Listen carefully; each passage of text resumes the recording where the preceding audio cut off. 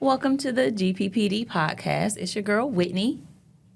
You can see it's just me here, but we do have a special person here. Before we get into that, we do have to bring up March 1st, an important date. If you would like to join the GPPD family, come on out. Go ahead and test with us.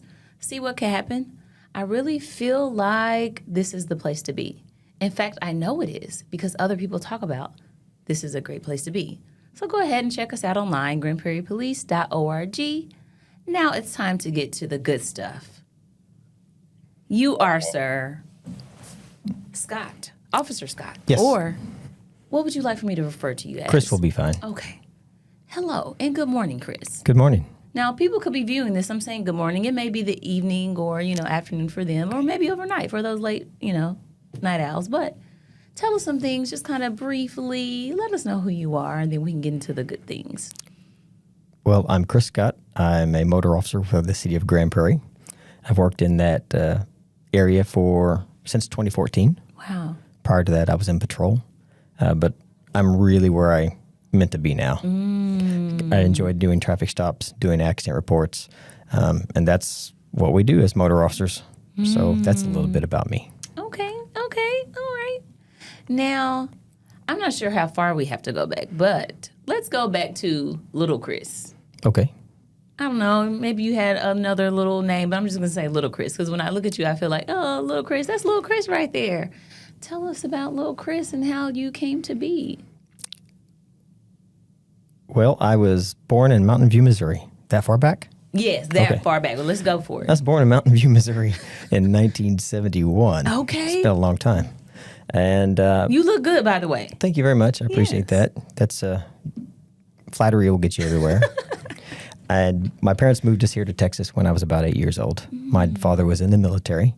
He did missile guidance systems and radar things. Oh, wow. High electronics. And he was educated in computer programming. And in 1979, when we came to Texas, there was nothing like that existed in the state of Missouri. But there was plenty of it here in the Dallas-Fort Worth area. Yeah. So that's why we came here. Wow, that's so cool. Now, you mentioned military. Are there other military from your family or law enforcement?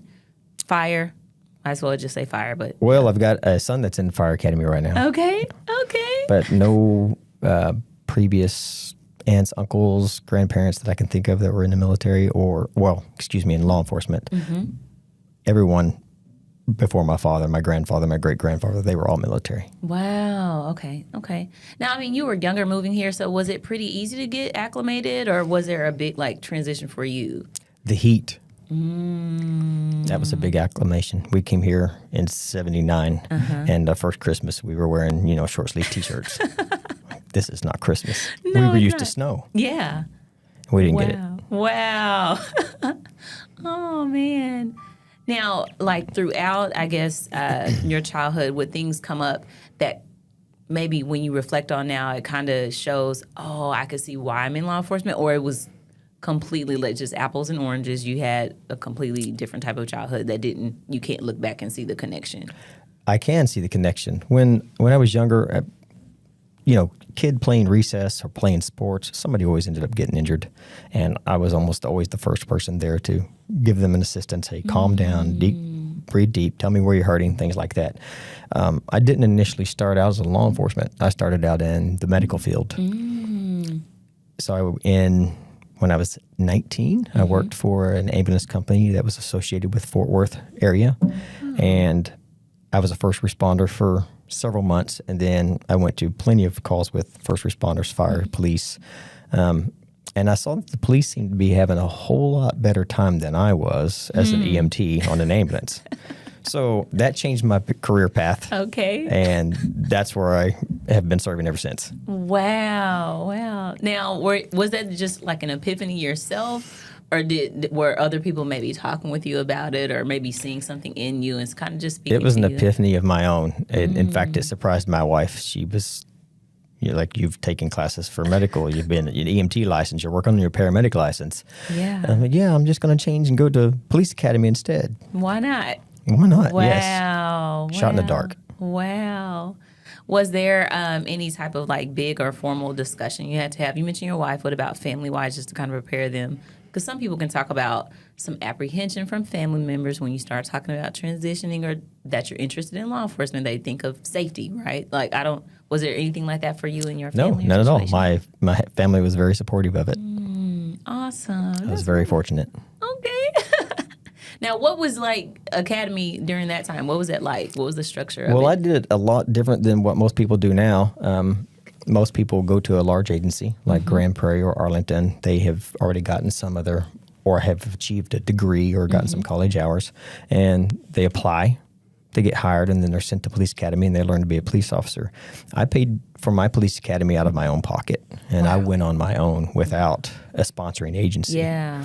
And while I was in police academy, I met with the chief of police of Springtown, Texas, very small town, and spoke with him and interviewed with him several times, and then he sponsored me the rest of the way through the academy. Now, of course, everything was still on my dollar, but at least I had a patch to wear on my sleeve True. and had a uniform to represent myself with while I was in the academy. Well, and how long was that time? How long did the academy take? Well, the academy then was very short. I went from January to May of 1995. What? And then I started working. Yes, it's really short. Wow. I started working as a reserve officer for Springtown PD after that. I stayed there for about a year or so, getting some experience as a reserve officer. So did you go from Springtown Springtown? to here? No. Oh. I went to Azle, which is a little larger city than Springtown, and it's Okay. just a few miles Working your way up? Okay. west down the road, yes. Okay. City of about 10,000 people. Wow. I worked there for 5.5 years. I had tested and achieved the rank of corporal. We don't have corporals in Grand Prairie.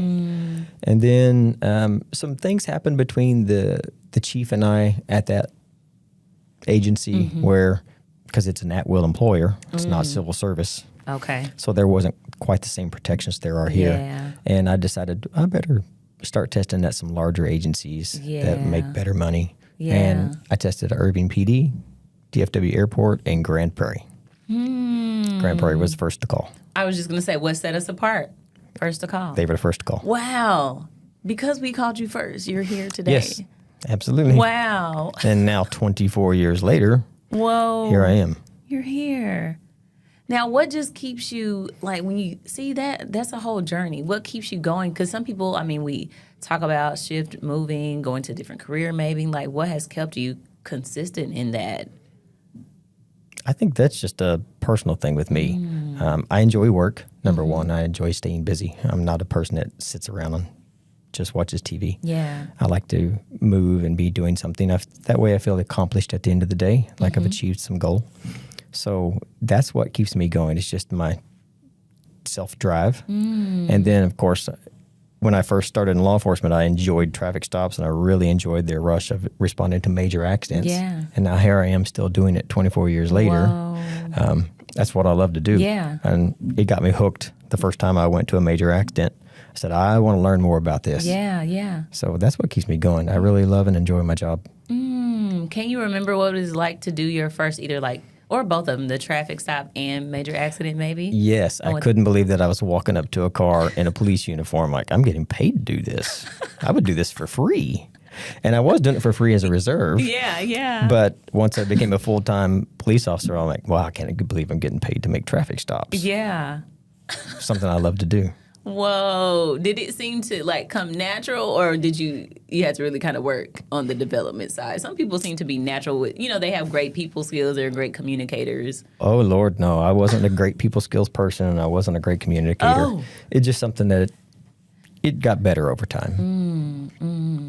Now, coming here, did you have to go through academy again? Was there what was the actual, I guess, training process once you? No, I was already an officer, and I had been an officer for over 5.5 years with Azle, a full-time officer. And at the time, you could apply here if you were a full-time officer 2 years or more, if you had a degree, if you had prior military. All that hiring process has since changed. So, no, I did not have to go to the academy again. I was able to come here, go straight to work with a field training officer, and hit the streets running. Wow. Or there's some, I mean, you mentioned pay, but what are some of the other advantages coming to this agency? Just one, the civil service protections. It's not an at-will employer. If the chief there in Azle chose not to like you any longer, he could just simply terminate your employment, and that was it. There was no recourse. Whoa. Yeah, that's a big deal. Yes, that's a huge deal. Family, everything, planning, security, the unknown. Oh, yeah, the list can go on. Absolutely. Whoa. Now, did other people maybe come with you, or were you kind of doing this on your own? Did you have friends and stuff too? I had several other officers with Azle come and apply with me. They unfortunately didn't make it. Oh. One had some stuff in his background that I didn't know about. What? Awkward. Yes, very awkward. That got him rejected here by Grand Prairie. And another one, he couldn't pass the physical agility test. Man. Yeah. Oh, what was that like? I mean, because they're your friends. Like, it wasn't that bad. It was a mile and a half run. You had to do it in a timed amount of time. Yeah. And I was 33 when I applied here. I made it. Yeah. It's changed since then. We had a mile and a half run. You had to do a little obstacle course. You had to drag a 165-pound dummy, and most of them failed at the run. Really? They couldn't pass the run. Wait, so what was it in the other department? Like, what was it before? Oh, it was much simpler. Oh. It was a 100-yard sprint, and you had to go over a wall, a fence, through a window of a house, a replicated window of a house, and then tag. There was 3 persons standing on the other side of that window. And before you started this run, and it was timed, they gave you a description of a suspect, and you had to tag the suspect description that they gave you. You had to remember what that was while you're going over these obstacles and tag the correct person to stop the timer. Yeah. And that was it. It was simple. Whoa. Okay. Super easy. Okay. Now, patrol, how long were you in patrol before you? Well, 5.5 years in Azle in patrol. Then in Grand Prairie, I was hired in 2002, March 25th of 2002. I stayed in patrol until I went to Motors Division in April of 2014. Wow. Look at that. It's just a straight shot. Did you know that you wanted to do motor? Was you like, okay, I'm going to be one of those guys? Or was it just, I don't know, an evolution? I don't know. It was an evolution of things, yes. Of course, when you see motor officers when you're a kid, you're like, wow, that's I know. It's really cool. They are. And I do think of tickets, of course. Yes. And that's what I thought. Oh, I can make as many traffic stops as I want to. Yeah. So I put in for the motor position. I didn't get it the first try. I didn't give up. Went a second time, and I was able to achieve my goal the second time. Okay. See, that was a message. You just said it. You know, you wasn't able to get the first time. Try again, right? No, Chief Sleva beat me out for the position. Oh, that's and okay. You know what? I don't mind because he's now he's chief. So you know what? Hey, I got beat by a chief. I understand. Yeah. I'm no harm, no foul. I wasn't offended in any way. He's a sharp young man. Wow. Now, could you kind of break down, this is me from the outside looking in, it seems to be a particular culture when I think of motor, right? It just seems like more polished, a little bit more serious. I don't know. It just seems more like, the distinguished. It's just something that is a bit set apart. Could you explain or maybe talk a little bit about what that culture is? I don't know about explaining it. Like, what is that? It just seems a bit, I'm motor. You know, it's just like, you're one of them. Well, You're yes. special. You're on the dark side because all you do is write tickets. Motor officers, they deal with a lot of people. There's a lot of contacts during the day. 20, 25 contacts in a day. You deal with a lot of people. You get the chance to work on your people skills, but you also get to polish your responses to the people that aren't so happy that you're speaking to them. Yeah. You know, they start off the conversation very poorly and use choice words and things that you wouldn't want the public to hear. And because of that, I guess you become a little more numb to the things that they might say to you. And you just, keep your composure, keep your poise. This is just for a citation. Yeah. Get them the citation, get them on their way. If they want to argue, there's a setting for that called court. Yeah. And they can take care of it there. I agree with motor officers are polished. They look the part. They walk around with a bit of confidence. Oh, for sure. And because once you go through motor school, you learn you can do things on motorcycles that most people can't. And that gives you that confidence. Okay. That makes sense. When I was going through motor school, I'm like, I'm never going to get this. Fortunately, I was able to. Look at you. Now you're walking around extra confidence. Yes. We compete in training competitions. Really? Yes. Oh, tell us about those. So a motor competition is a way of simulating a high stress situation for a motor officer. Okay. So you set up cone patterns Yeah. that you get to practice throughout the week. And then on Fridays and Saturdays, anywhere from 50 to 100 contestants compete in these same cone patterns for speed, as fast as you can go, as clean as you can go without committing errors. And because you're on the clock, you know the timer's going and everybody's watching you because you're the only one performing at that time, it increases that intensity level. It makes it feel as though you're having that oh no moment when that minivan pulls out in front of you and you have to suddenly react quickly. So it increases your stress level and it helps you to learn to control the bike and control your level of emotion under a high stress situation, which makes you a safer, better rider as a motor officer and increases your likelihood of going home at the end of the day. I've done too many rodeos to count, and every day I go, I feel like a little kid all over again. The first day I get there, I can't wait to get started. Wow. That's what I live for now, is the rodeos. Wow. Now, I've heard people talk about possibly getting clipped and stuff, and people just not paying attention. Does that happen often, as like more than what we would think? And could you tell us about something that could have happened to you, maybe that you recall? I have 2 incidents since 2014 to now 2025. I was rear-ended on the motor when I was sitting stationary. A lady pulled up behind me in a parking lot driveway and just ran into the back of me. Parking lot? Yes. Yes. She said the sun was blinding her and she couldn't see me. The sun? Yes. I'm going to blame... Okay. All right. And then the other one was, I'm going to tell on myself, it's my most embarrassing moment as a motor. Oh, this is good. I was responding to a major accident on the highway. I was in lane number 4 on the right shoulder, and I was trying to cut across diagonally to lane number 1 on the left side of the roadway. As I was doing so, this gentleman in a Tahoe was going in front of me, and he was trying to move over to the right because the crash was in the left lane. And he was driving and he was moving and I was moving. I was like, okay, he stays on his track. I'll stay on mine. I'm good. We're going to miss. And as I'm looking to my left to make sure no other cars are coming, he decides it's time to stop. Well, of course, I'm looking the other way. Boom, I run right into the back of him. Whoa. Yeah. And what hurt me even worse was he got out of his car and he goes, I just picked up my car yesterday from the body shop. No. And I hit him. And so now he's going to have to put it back in the body shop. It wasn't really bad. I was in first gear. I was doing maybe 5 miles an hour, but it scratched his paint. Yeah. That was my most embarrassing moment as a motor officer so far. Oh, did you come back to people, I don't know, saying things back and forth, putting stuff on your bike? Like, I didn't have to say nothing because there was already like 4 officers on scene and they all saw it happen and they come running back to me and were like, are you okay? Are you okay? Yeah. And then after they found out I was okay, then of course the smirks and the smiles and the let me check. Are you safe first? The low laughter started. Like, hey, it's fine. You can laugh. I would laugh too. Yeah. It's good to laugh at yourself. Why not?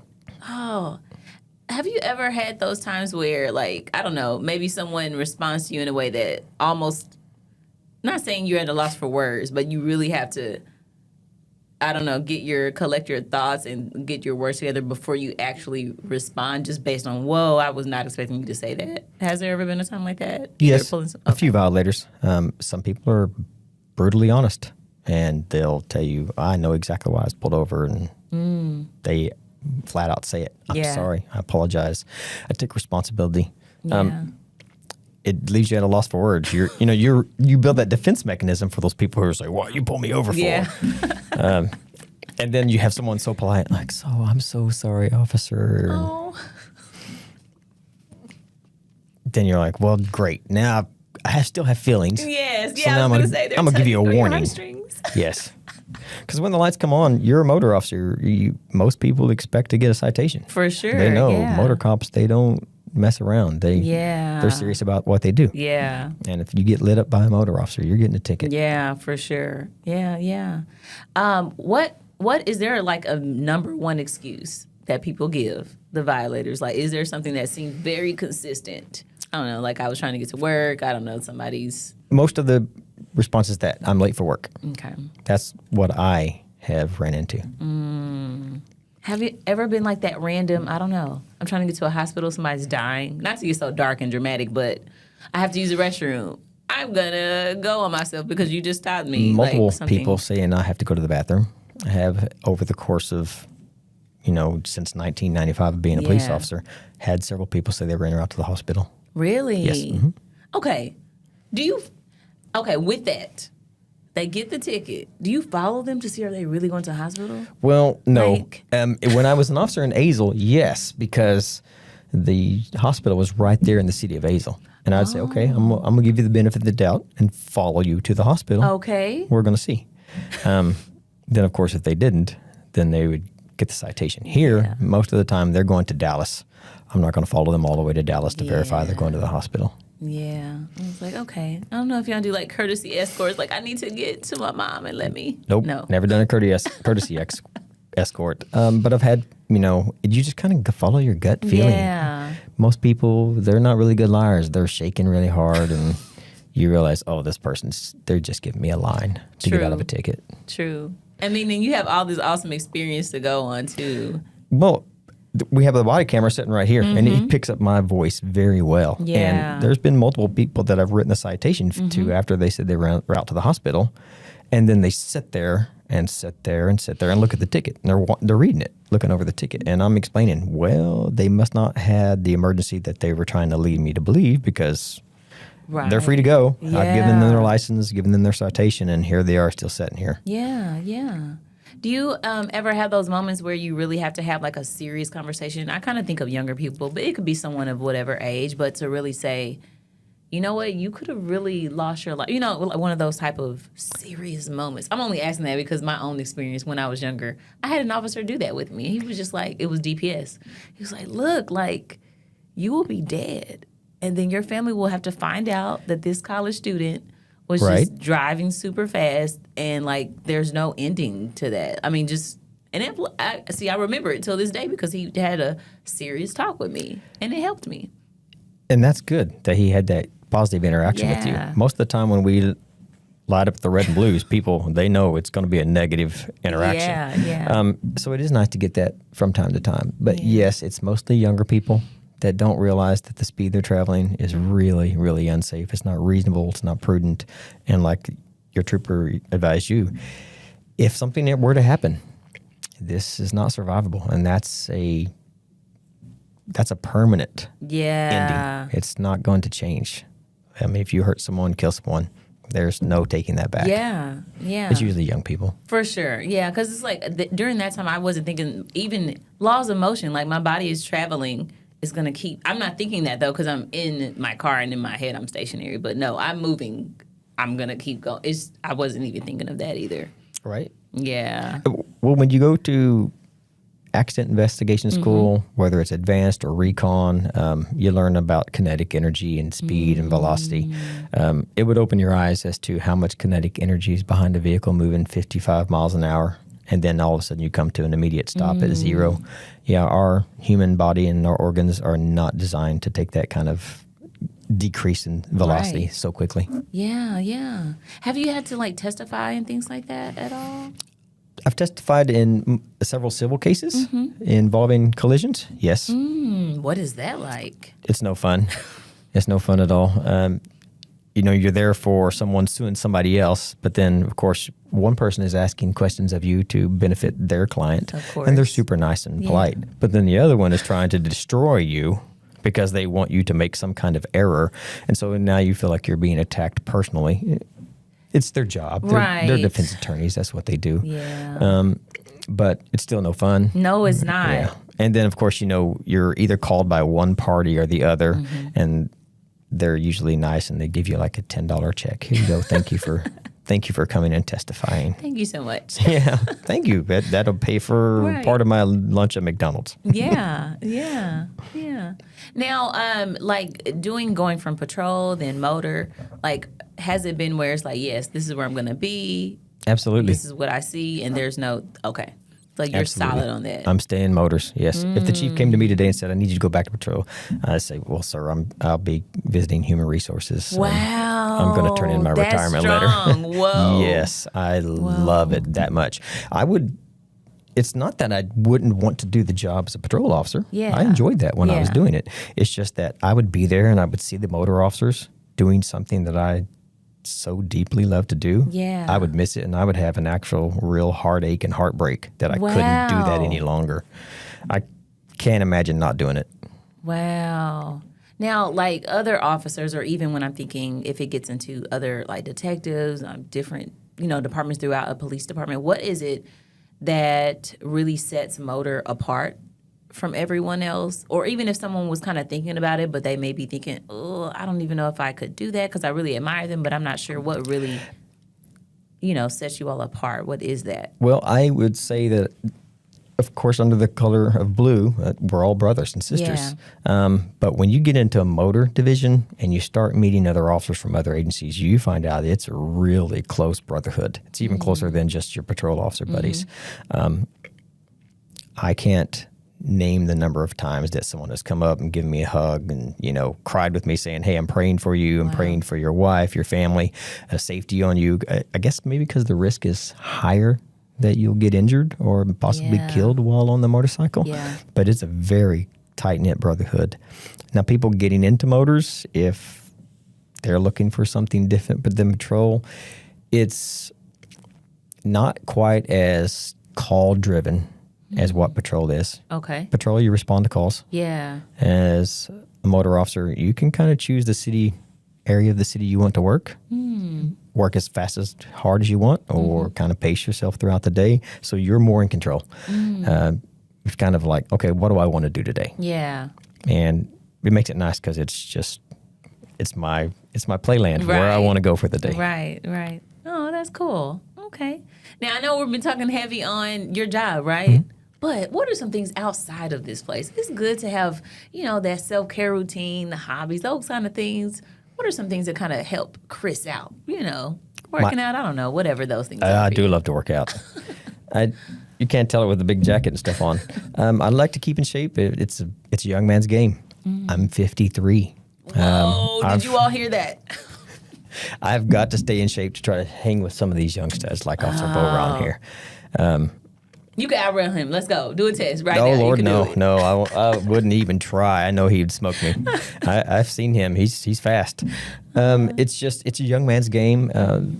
I'm less likely to get involved in foot pursuits and stuff as a motor officer. And besides, I'm wearing long, tall boots. True. I'm not chasing anybody down in that.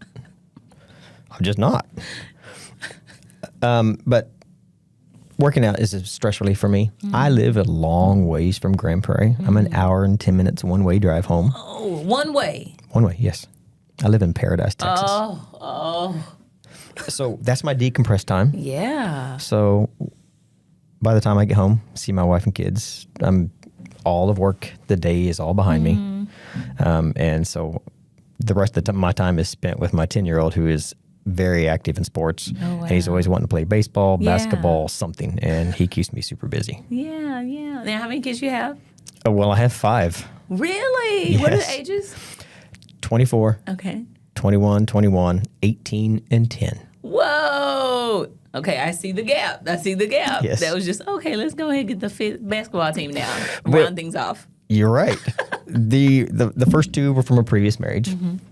I have 2 from my wife's previous marriage, and then we have 1 together. So that gives us 5. Yeah. Oh, I love that. I can see you looking at me going, you did that to one woman, 5 kids? Awesome. I have 4 kids, so hey, awesome family. Oh. Yeah, it's great. It's a good blended family. Yeah. And I love explaining like getting home, that decompression time. So now you can be fully present with your family and not, I'm like 10 minutes away, you're there, and I'm still trying to get work off. So Correct. Yeah. Wait till you hear what so-and-so said or did or whatever. True. Yeah, no. I don't have that. I decompress on the way home. yeah, it takes me about 45 minutes. Waxahachie, it depends on the traffic. Okay. So that time, it really is great. I can listen to books, music, do my prayer, meditation. I like it. Yes. Now, do you work out like separate? You do like a gym type of thing? You're a part of a team, or you come up here like what I kind do that mostly on my own. I've been involved in staying fit or working out in the gym since before I was a police officer. I do cardio early in the mornings. Cardio in the mornings. Correct. Okay, so we're starting with cardio in the mornings. Yes. And does that kind of, I guess, throughout the day, keep you going? Do you have another day where or another day you focus on something else in particular? Like, how does that The look? cardio keeps me going, but mainly it's to wake me up, get me ready for the day. Okay. And you kind of just do it on your own, or do you have a set standard routine that you're doing? Do you look at videos? I mean, some people like to mix it up. Well, I do mix it up because I get bored doing cardio. Okay. I don't like to do cardio. Okay. I do cardio because I like nachos and pizza. Oh, that's why. That's the only reason I do cardio. Oh. But I do have a set routine. I try to break it up in 10, 15-minute increments on between a treadmill, a rowing machine, elliptical. Okay. That keeps my mind in it and Yeah. keeps me from getting bored. Okay. Now, do you have active rest days, or do you have a particular day where you just kind of chill I out? do cardio on the 4 days a week that I'm at work. Okay. The rest of the time, I don't usually do cardio. That's my weightlifting time, and I do that at a private gym close to where I live. Okay. Now, with you being motor, are there certain things when we're talking about physical or specific workouts that you do that's targeted for that, or do those things not come into play being motor when you're working Just out? the bike alone gives you enough of a workout that it gets you ready for the motor. Okay. All right. Now, I know we talked about, really briefly, we kind of talked about some things regarding brotherhood, even family. So, I mean, when we say that, that can be also self-care. And even when we're talking about motor and it being a brotherhood, some people are like, okay, but that's still like work-related. But I find that can still be a form of self-care when we're talking about fellowship time together, when you all are competing. So kind of just let us know, how does it seem more when we're thinking about that brotherhood? What is it that truly sets you all apart, or even incorporating things with self-care with you all together, having that brotherhood? I think I spoke with you last time about the competitions that we go to, the training competitions, where the brotherhood, it's more of a close-knit family. I met people from Mississippi, Canada, Louisiana, Texas, Florida, and, we get prayers from your brothers all across the country. So I mentioned, I don't know if I mentioned it or not, that my wife had been diagnosed with EDS, and because of that, she's slowly losing the function in her arms or legs to support her own weight. And we were looking for a handicapped wheelchair van. Yes. And we had a brother named RJ, and he's from Grapevine Motors. He's an amazing guy. Wow. He then started a GoFundMe page to raise money for a handicapped van for my wife and I. Wow. Yeah. So, and I haven't heard anything outside of motors where a patrol officer did that for another officer from a completely different agency. Maybe for your own. Right. But just a completely different agency. Outside the agency. Outside, yeah. Oh, what a blessing. That is It was a blessing. And he went above and beyond. He talked to news stations and got interviews on TV. And Really? Yes. Wow. I tried to shy away from those because the camera isn't. Yeah, my face isn't good for the camera. Yeah. But my wife was the one doing the interviews, and it helped a lot. It raised quite a bit of funds. Wow, how amazing is that? It is amazing, and it went really wide because it went onto Facebook, and I think we spoke last time off of video and off camera that the Touye family had just recently lost their son, and they had a handicap van donated to them by Gary Sinise Foundation. And since their son was a motor in Louisiana, they wanted to help another motor at some point in time with some of the medical equipment and the van and things that they got. Well, they saw wind of this on Facebook that we were looking for a handicap van. And they contacted, I guess, the chief of police here in Grand Prairie. Really? Somehow the word got back to them. The Nick Touye family called and said, hey, we're seeing this fundraising for a motor officer in Grand Prairie and his wife who needs a handicap van. Is this real? We want to make sure it's legitimate. We don't want to just donate a van to someone who doesn't really need it. That's a burden, too. Yes.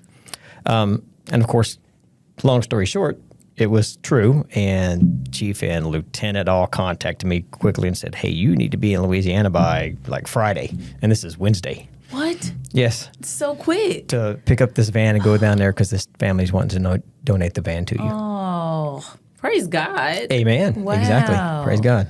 Oh, It was that's amazing. an unbelievable blessing. Yeah. See, that's a whole nother level when I'm thinking of work and having the support. When you're talking about your personal life, too, being impacted in a positive way, Yeah, that's priceless. Yes. It's And, priceless. Nick Touye Foundation, he has a foundation, and the family was wanting to give back to a motor officer, and that's how close-knit the community is. This is a family in Louisiana who had lost their son, and they donated to an officer in Grand Prairie and his wife that needed a handicap van all the way in Texas. It's a 10-hour drive to where they were located. Yeah. It was a real blessing, and it was very heart-touching. There were lots of tears shed by Yeah. my wife and I. The day we went down to pick up the van, there were, I would say, 10 to 12 motor officers from all across Louisiana State Wow. Police. Some of the parishes down there volunteered and gave us a motor escort to go meet the Really? Touye family. You were escorted? What? Yes, escorted with licensed sirens Wow, the to go, works. to go pick up this van. And it was raining. My brothers sacrificed their own day off in the rain Yeah. to escort my wife and I to pick up this van for the Touye family, because they have so much love, and for not only us but the Touye family. They Yeah. wanted to give back, and that was their way of giving back. Yeah. And I could work till the end of my life, and I still couldn't repay them the debt of gratitude that I have for what they did. Yes. Yeah, yeah. And see, I love hearing more about that piece of it when we're talking about working in law enforcement. But we're all human.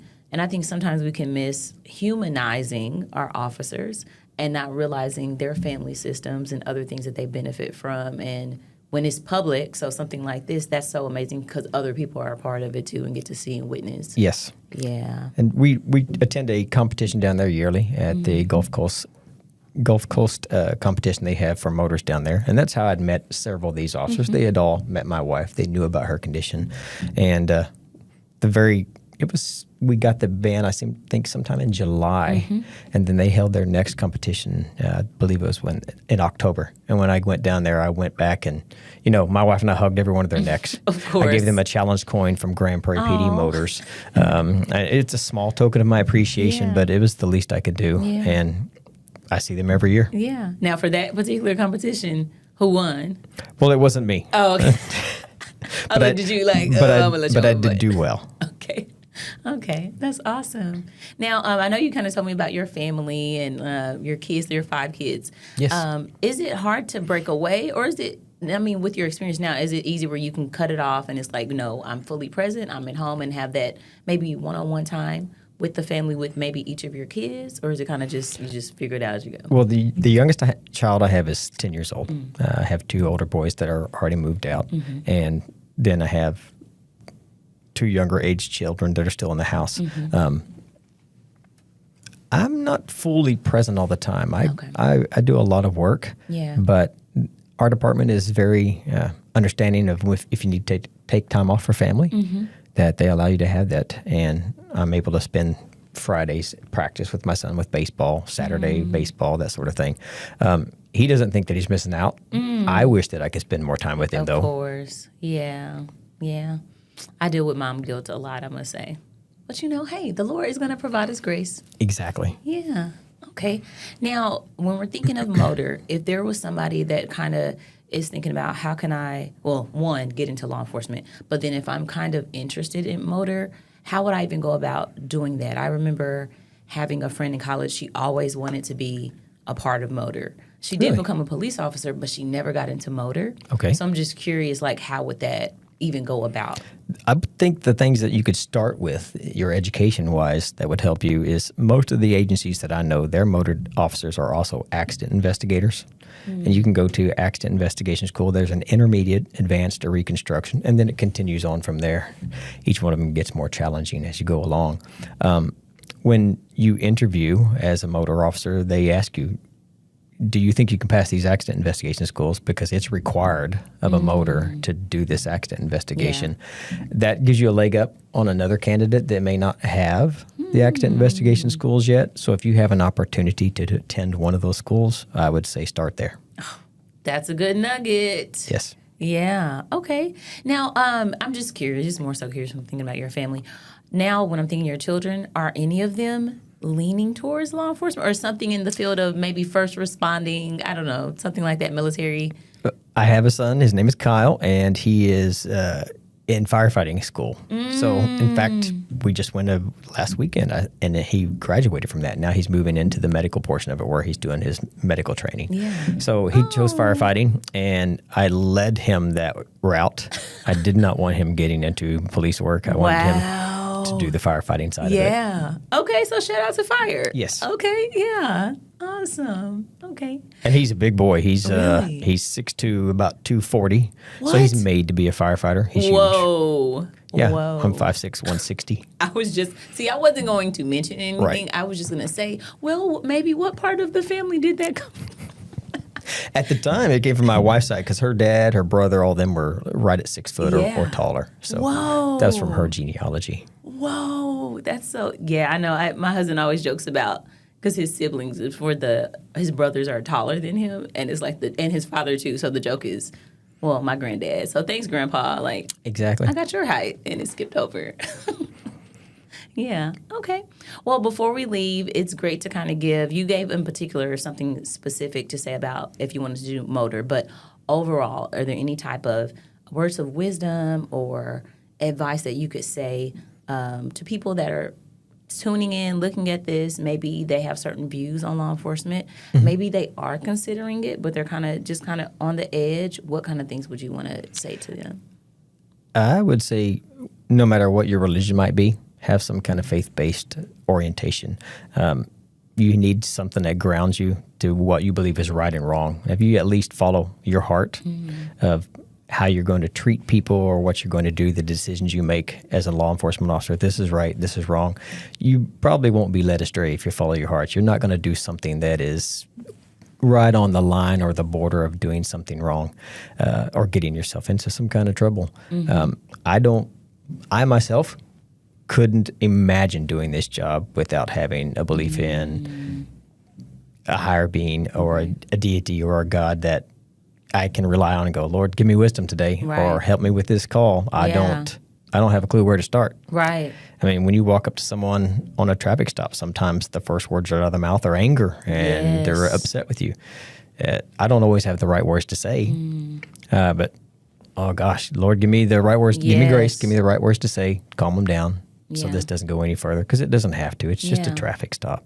Yeah. But unfortunately, sometimes people make the wrong decision, and that traffic stop goes further beyond what it should. Yeah.